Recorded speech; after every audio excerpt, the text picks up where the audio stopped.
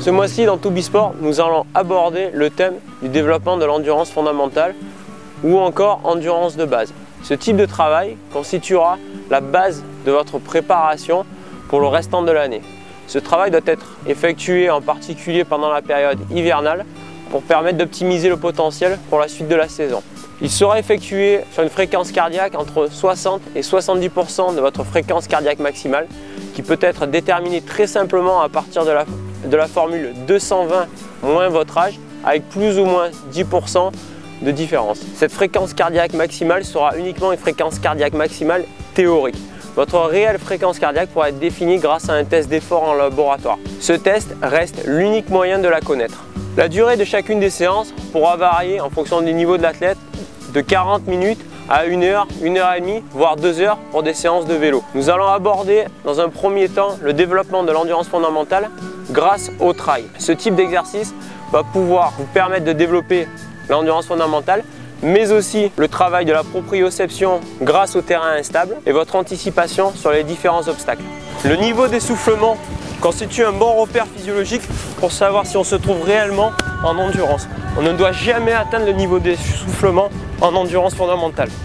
On peut aussi alterner course en montée et marche rapide pour respecter ces seuils.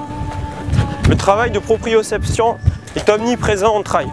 On est constamment en train de rechercher l'équilibre au niveau des chevilles. En plus d'être travaillé en course à pied ou en vélo ou encore en trail comme nous venons de voir, la capacité aérobie ou encore endurance fondamentale peut aussi être développée grâce à une autre activité, le run and bike. Cette activité va permettre d'inclure de la variété dans l'entraînement, mais aussi de limiter les traumatismes, que ce soit d'un point de vue musculaire ou articulaire lors de l'entraînement, en particulier quand l'athlète utilise la course à pied uniquement comme moyen de préparation et quand celle-ci n'est pas son sport à proprement dit. Le run and bike va aussi permettre d'augmenter la récupération du fait que celui-ci soit moins contraignant d'un point de vue articulaire et musculaire.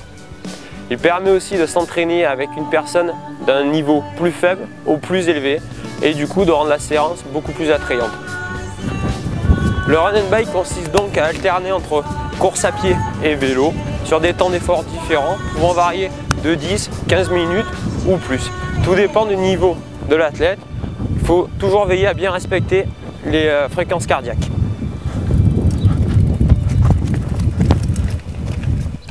De 2 à 3 séances par semaine sur une période variant de 1 mois à 3 mois en fonction des disciplines permettront de développer une endurance fondamentale largement suffisante.